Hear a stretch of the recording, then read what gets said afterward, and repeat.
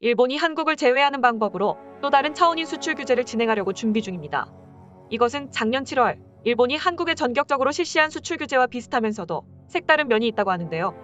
일본 정부가 인공지능 AI, 양자 컴퓨터 등의 첨단 기술이 군사적으로 전용되는 것을 막기 위해 일부 국가만 참여하는 새로운 수출 통제 시스템을 만드는 방안을 검토하는 것이죠.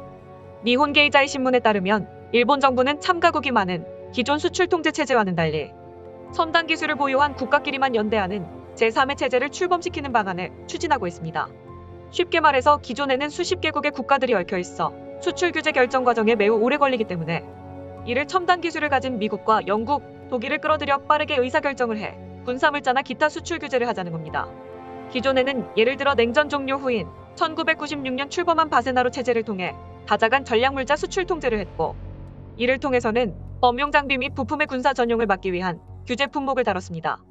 하지만 니케이는 이런 틀은 각각 수십 개국이 참가해 의사결정에 시간이 걸리는 문제가 있다면서 현안이 생길 때마다 신속하게 논의해 단기간에 규제 품목을 결정할 수 있도록 한다는 것이 일본 정부의 생각이라고 전했습니다. 일본 정부가 추진하는 새 체제에서 다룰 수출 통제 품목으로 거론되는 것은 AI 기계학습, 양자 컴퓨터, 바이오, 극초음속 등 4개 분야가 중심입니다. 그 대상 국가로는 미국과 독일, 영국, 네덜란드 등의 새 체제를 제안해 이르면 내년 중 실현하는 것을 목표로 잡고 있다고 니케이는 전했습니다. 그런데 여기에 첨단 기술의 핵심이기도 한 반도체를 가장 많이 생산하는 한국이 제외되어 있어 그 이유와 배경에 대해서 의구심을 갖게 하고 있는 것입니다. 또한 분야별로 열거된 국가들의 최고의 기술을 보유했다고 볼 수 없는데 어떤 기준에서 이러한 국가들을 열거했으며 한국은 또 왜 제외되었나 궁금한데요. 우선 일본이 이렇게 첨단 기술을 보호하자면서 미국을 필두로 한 소수의 협력체를 만들자고 한 것은 현재 미중 간의 첨예한 기술 갈등이 불붙었기 때문에 이것을 절호의 기회로 보고 달려들었다는 것입니다.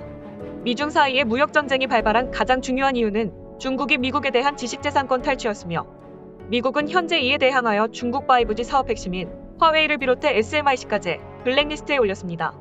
SMIC는 화웨이에 공급을 안 하겠다고 약속까지 했지만 끝내 미국은 5월 25일자로 상무부에서 SMIC까지 블랙리스트에 올려 미국 회사들이 이들의 제품을 공급하려면 사전에 당국의 승인을 받아야 합니다. 이렇게 미국이 중국에 향해서 쉴 새 없는 융단 폭격을 가하면서 첨단 기술 유출을 막으려고 하는 국면이니 일본은 이러한 맥락을 확대하여 선진국끼리 첨단 기술 복합연합을 구성하여 자신들끼리만 기술을 공유하고 그 외의 국가들에게는 제재를 가하는 클럽을 만들자는 논의를 미국에 제안했다는 것입니다. 미국은 중국 때문에 첨단 기술 유출 방지에 관해서 어느 때보다 예민하고 중요함을 강조하는 흐름이라서 기술 첨단 공동체를 만들자는 일본의 제안이 미국을 더욱 설득할 수 있을 것이기 때문입니다. 그런데 아무리 그렇다고 하더라도 글로벌 많은 기업들, 특히 미국 기업과도 다수 파트너십을 맺는 한국을 첨단 기술 클럽에서 언급하지 않은 것은 일본이 한국을 의도적으로 제외한 게 아닌가 하는 의식이 생깁니다. 특히 이러한 클럽을 만들면서 군사 전용 물질에 대한 수출을 자제해야 한다고 언급한 것은 작년에 한국에 수출 규제를 한 것과 똑같은 이유이기 때문에 한국 입장에서는 영 개운치가 않은 것인데요. 게다가 일본은 최근 비슷한 모습을 또 보였습니다. 조 바이든 미 대통령이 G7을 G11으로 확대하여 한국을 가입시키자며 한국에 전화까지 했는데 일본에서 이를 결사반대하면서 무마시킨 것입니다.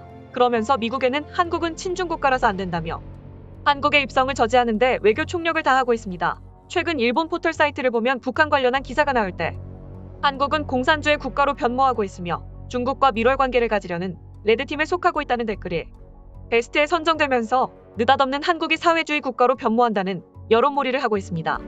결국 첨단 기술 연합체를 구성하며 한국을 제외할 때 중국을 거론하는 것은 미국에 통한다는 것입니다. 또한 일본에서는 한국이 가지는 반도체 최고 지위를 일본이 되찾아야 한다는 주장이 계속 나오고 있습니다. 일본 정부는 미래 산업을 위해서 첨단 반도체 사업을 일본으로 끌어와야 한다고 주장하는 상황입니다. 그렇지만 일본이 예상한 대로 전 세계의 기업들이 일본 의도대로 움직일지는 지켜봐야 합니다. 아무리 국가 간의 협약체라도 최상위 기업들의 뜻은 전혀 국가의 뜻과는 다를 수 있기 때문입니다. 한국을 배제하고 미국과 함께 반도체 천하는 물론 첨단 기술 집약체를 추진하겠다는 의도를 보였으나 세계 굴지의 기업들은 일본의 수출 규제에도 불구하고 계속해서 한국행을 택하고 있다는 것이죠. 세계 최고 글로벌 과학 및 화학 회사인 머크는 한국의 첨단 기술 개발센터를 개설했다고 밝힌 상황입니다. 머크는 반도체 솔루션 등을 담당하는 사업 부분에서 각종 기술과 연구시설을 한국에 짓기로 했는데, 이는 삼성전자나 하이닉스 등의 글로벌 반도체 허브이므로 국내 기업인 부품 등을 적극 활용하기 위한 것입니다. R&D 센터라면 한국에 붙어서 주요 제품을 연구하고 개발하는 것이 가장 효율적이라는 판단입니다. 머크는 또한 바이오, 화학기술 분야도 연구 중인데 이미 한국에 한국생명과학본부연구소를 설립했습니다. 생명과학 분야를 연구하는 데 있어서 기능성 소재 부분과 기타 기술들을 한국과 협의하기 용이하다는 것입니다. 독일 최고 기업이 이미 한국과 다양하게 협력하면서 그들의 주요 연구기관을 한국에 세우고 있습니다. 그런데 일본은 독일까지 묶어서 첨단 기술을 자기들끼리만 공유하자는 극소수 그룹을 만들자는 주장을 하는 것입니다. 물론 일본을 비롯해서 소수의 국가들이 가진 기술이 존재할 수는 있습니다만 이와 같이 다양한 기술을 가진 다국적 기업들이 공존하며 서로 협력하는 시대에 배타적으로 따돌림을 하여 소수끼리 뭉치자는 것은 앞선 미래 시대에서 더욱더 자신들을 고립시킨다는 것이죠. 또한 독일은 물론이고 미국은 더 많은 회사가 있습니다. 세계 3위 반도체 장비업체 램리서치는 경기도에 연구센터를 설립하려고 건축을 시작한 상황입니다. 램리서치는 매출의 25%가 이미 한국에서 나오고 있으며 삼성과 하이닉스도 가까이에 있는 한국의 R&D를 설립하지 않을 이유가 없다는 것이며 글로벌 반도체 클러스터에 자신들도 포함이 되겠다는 것입니다.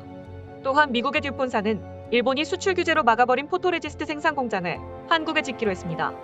해당 물량은 일본에서 가장 많이 수입해왔는데 일본이 막아버리자 미국 회사가 한국에 온 것입니다. 한국의 포토레지스트는 90%가 일본에서 수입돼 왔는데 듀폰은 그야말로 기회를 놓치지 않고 한국행을 택해 삼성과 하이닉스의 다이렉트로 물건을 한국 공장을 통해 공급하겠다며 미국 기업이 일본을 배제하자는 상황입니다. 한국은 이에 화답했는데요. 한국의 산업자원통상부는 미국의 듀폰 사장단과 면담을 하면서 일본 회사에서 공급받는 포토레지스트를 상당 부분 미국 듀폰사에서 조달하겠다는 협의를 하고 개발하기로 한 것입니다.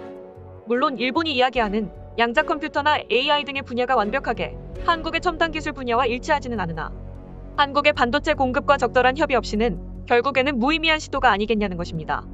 일본의 이러한 배타적 시도는 일본을 경계하게 되며 한국이 오히려 일본을 배제하고 다른 공급처를 찾게 되어 반도체와 첨단 사업 생태계에서 앞선 미국 듀폰사 사례같이 점점 도태되어 갈 것이라는 전망입니다.